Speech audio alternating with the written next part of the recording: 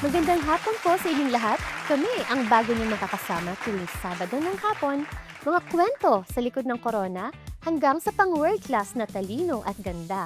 Ako si Charina Carmen at ito ang Kwentuhan!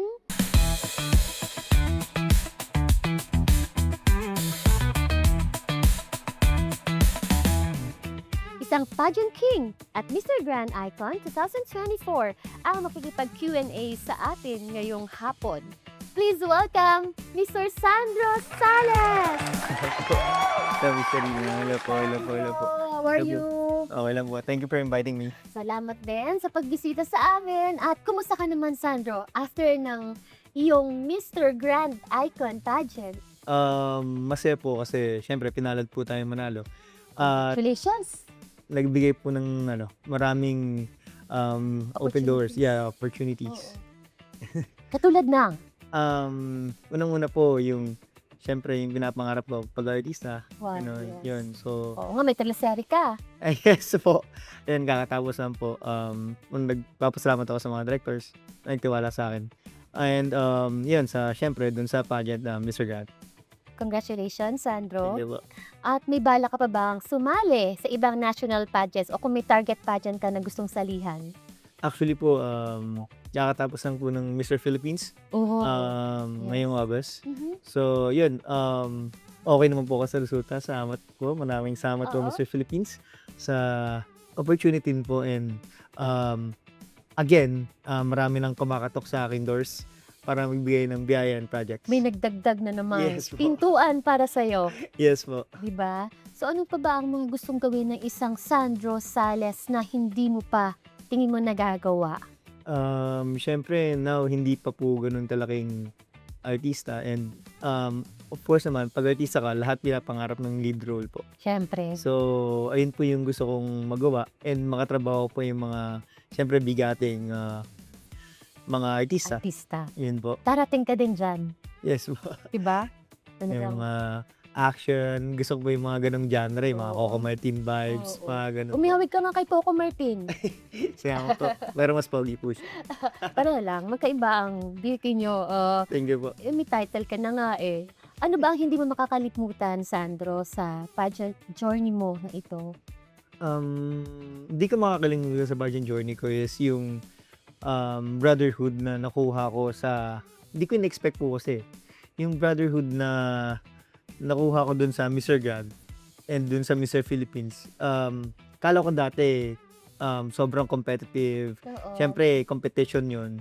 Pero yung samahan nyo ng mga co-candidates mo, mabibuild yun along the way. So, yun hindi ko makalimutan. Until now, Talaga. sila, mga kaibigan ko, ganun, nakaka-reach out, nakasabihan ko ng, syempre, masayang moments and may problems din naman. Yun, into yung hindi ko makalimutan. Sandro, ngayon, pinasok mo na rin ang pag-aartista. So, pinangarap mo ba to? Opo, bata pa lang Tagal po ka ako. Pangarap ko na siya. Gustong-gusto ko po kasi yung attention nasa At congratulations, may teleserye ka. Opo. Yun nga po, Oo. pinalad. At gusto ko po magpasalamat sa mga directors at producers na nagtiwala po sa akin. Anong pangalan ng teleseryeng ito? Para sa isa't isa, kasama ko po si Jerome Ponce at Krisha Valle po. Congratulations. Yan po. Thank you po. So sa aming pagbabalik, masayang kwentuhan. Kasama pa rin po si Sandro Sales. Huwag po kayong aalis. Avias Hotel Convention Center. Life doesn't have to be divided into compartments. Our spaces for business, leisure, wellness, and celebrations are thoughtfully designed to support how you live, work, and play. Every corner is built with purpose. Nagbabalik tayo, kasama pa rin si Mr. Grand Icon 2024, Sandro Sales. So Sandro, ano isang pangyayari sa iyong buhay na hindi mo makakalimutan? Sa pangyayari hindi ko makalimutan. Kasi ako po, gusto ko laging naging proud sa akin yung magulang ko. Hindi niyo po natatanong, ulila na po ako sa both parents po, Oh. mother and father. So, hindi ko makakalimutan, related po pa rin sa pageant. Mm-mm. Second pageant ko na to. Okay. And doon po sa lugar namin. This time po, may sakit na po yung mama ko. At the Probably, time na nagpa-pageant ka. yes po. So, Anong year ito? 2000? way back 2014, 13, Okay. mga ganun po eh. Okay. So, long time ago na. Oo. So, bata pa po ako nito. Mga Oo. barangay pa lang po. Oo. Ganun. So, hindi ko makakalimutan. Yung mom ko na, alam niyo po yun, nahihirapan na po siyang makalakad kasi na-stroke siya. And then, Okay. nag-dialysis kasi nga po may kidney failure po Oh, siya. okay. So, nahihirapan. And, ayun, hindi ko makakalimutan. Sobrang Oo. nagtatalon pa siya. And nung nanalo po ako sa pageant po dun sa amin. Naiintindihan ko kung Yes, gaano ka-proud ang mami mo. Yun, hindi ko Sobra. makakalimutan yun. Nakikita ko po siya doon na Napasaya mo siya. napasaya ko siya. Siyempre ako parang bilang Oo. anak. Sino ba naman ako, di ba? Sobrang proud sigurado ayun yung yung mami mo. ayun lang naman ang gusto ng anak, maging proud yung magulang niya sa kanya. Tama. At lalo siyang proud ngayon na nanalo ka sa national pageant, meron ka pang pag-aartista na matagal mo na kamong pangarap. At ngayon, di ba, meron ka pang isang laban. Ano man ang biggest regret mo hanggang ngayon? Biggest regret ko po. Nung nahiya ako. Nung panahon po na na may sakit na si mama. Siyempre po, pag kidney failure po yung sakit, no, Oo. ang ano lang po nun is dialysis and Okay, oo. kidney transplant po. Tsaka Eh, regular. Yes po, sa amin po, ako lang po yung compatible na pwede pong mag-donate Donate. mo ng kidney. Okay. Siyempre, bata po ako noon, mga 19, 20, mga ganun po eh. Oo. Natakot po ako. Oo. Hindi mo naman yun, kumbaga, dahil hindi mo ginawa yun, dahil hindi mo mahal ang nanay mo, naintindihan kita bilang isang mommy. May mga fears tayo na minsan hindi natin kaya. San yun din yung kaloob mo nasa taas. So, huwag mong isipin na may kasalanan ka doon, Sanjed. Pero yun nga po, yun yung nagsisiya ko sa buhay ko. Siguro, Oo. ngayon, ngayong matanda na ako, parang naisip ko, dapat binigay ko lang, siguro next time pa yung buhay ng nanay ko. Pero kasi nung time na yun, sabi ni mama, okay lang naman daw kasi natatakot daw ako, bata pa ako eh. Hindi ko pa alam yung yun nga po. Kaya Alam mo, malaking pagsisi sa akin yun. alam mo, ang nanay, kahit na ganun, natakot ka, never yung nagtampo sa'yo for sure.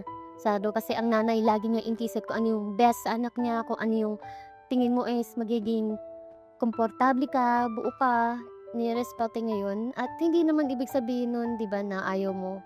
Yung fear mo, nandoon yun for a reason. May rason lahat na nangyayari. At I'm sure masaya siya para sa'yo ngayon. Ito po. Di ba? Yes po. Kahit nandito ako.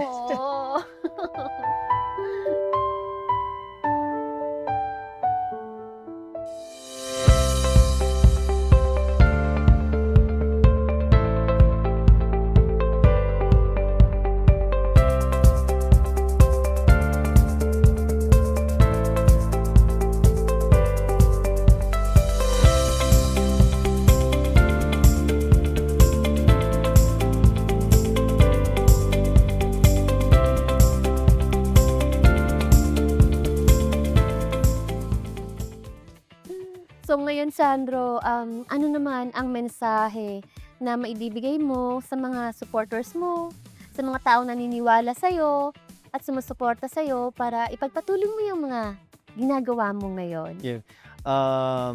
Ayun po. Nagpapasalamat po ako sa mga taong sumusuporta po sa akin. Yun, sa patuloy na nagdarasal sa akin. Susiguraduhin ko na I will make you guys proud. And of course, my hometown Mandaluyong proud. Yun, siyempre sa mga sa parents ko po Yes. na I always make you proud, guys. Kaya maraming salamat sa inyo. Patuloy lang ang pagsuporta sa akin. Thank you po. For sure. Thank you po. Thank you po. Alam Sorry mo, po. Hindi, huwag ka sorry. Alam mo, may angels ka na nasa heaven. Pag may ganun daw, may mga mahal tayo sa buhay na nasa langit, malapit sila kay Papa God. Kaya, pagpapray ka rin sa kanila, Thank you po. magpabulong ka, mas malakas ang prayers mo. Yes po. Thank you po. Sandro, kung irarampa mo naman ang kwento ng iyong buhay, anong pwede mong itawag dito? Bakit? Yung pasera labak, parang labok ni Catriona. Sa Lava walk. sa akin po siguro if i-align ko po sa buhay ko, siguro bread walk na lang. Oh, bread walk. Bakit bread walk? Kasi po, breadwinner po ako eh. So, siguro pag nilakad ko yung lakad ko at bread walk, siguro winner talaga. So, breadwinner walk siya. Ganun po. So sana sa lahat ng laban lang at manalo din, di ba? Yes po. Win-win. Kasi ginawa mo naman yun for love, Sandro eh. Yes po. Laging panalo yun, di ba? Thank you po. And out of love. Thank you. Baka may mga gusto kang pasalamatan at i-promote, Sandro? Ayun. Go ahead. Yun, thank you po, Miss Sharina. Pinapasalamatan ko po yung, of course, Mr. Grad Philippines and Mr. Philippines sa pagbigay ng oportunidad sa akin as a national pageant. Yun. Also, yung aking management, Regal Entertainment Incorporated. Thank you po, Miss Rosel. Also sa paborito kong direktor at nagbigay ng unang project sa akin, Direk Easy Ferrer. Maraming salamat po sa inyo. At syempre sa pamilya ko na laging sumusuporta at nagdadasal. At sa mga Mandaleños, yun, maraming salamat sa pagsuporta. Yun lamang po. Maraming salamat, Sandro. Ay, thank you Meron po. kami para sa'yo mula sa aming sponsor, Proactive Life.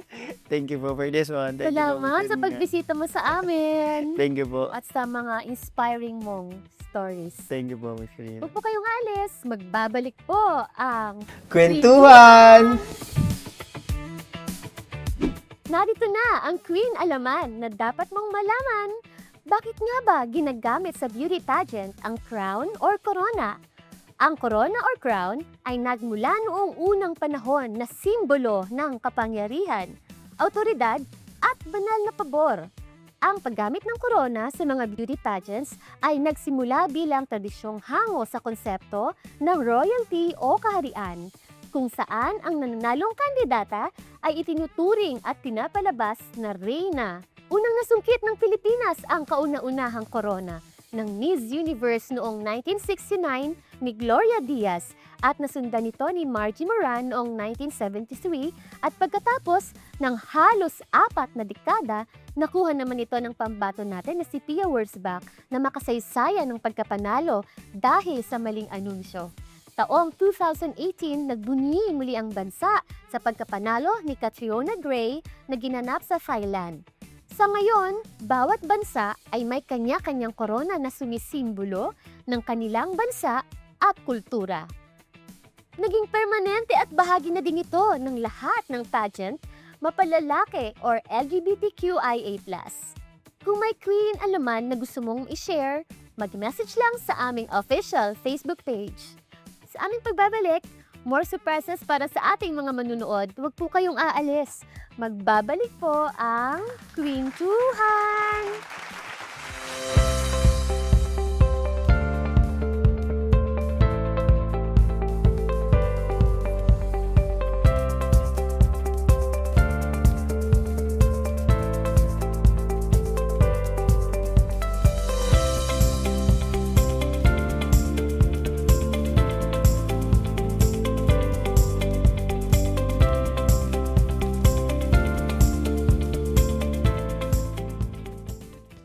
Nanood ka lang, nanalo ka pa. Dahil ito na ang question of the day. Ano ang sumisimbolo sa kapangyarihan, autoridad, at banal na pabor? Sumagot lamang sa pamamagitan ng comment at pipili kami ng mananalo ng 3,000 cash and 3,000 worth of gift products from our lovely sponsors. I-follow at mag-subscribe na din kayo sa aming official Sokmet accounts sa YouTube at Facebook. Maraming salamat sa lahat na nanood at nag-share sa aming episode ngayon. At syempre, pasalamatan natin ang ating mga partners. KMD Studios, VS Hotel and Convention Center, MFP Rentals, Jandy Roman Collections, Proactive Life Incorporated. Magkita-kita tayo sa susunod na Sabado sa isa na namang rampa ng pangarap at kwentuhang magmamarka. Dahil sa bawat korona ng tagumpay, dito mo lang makikita sa Kwentuhan. Ako po si Charina Carmen, dahil iba na ang titulada!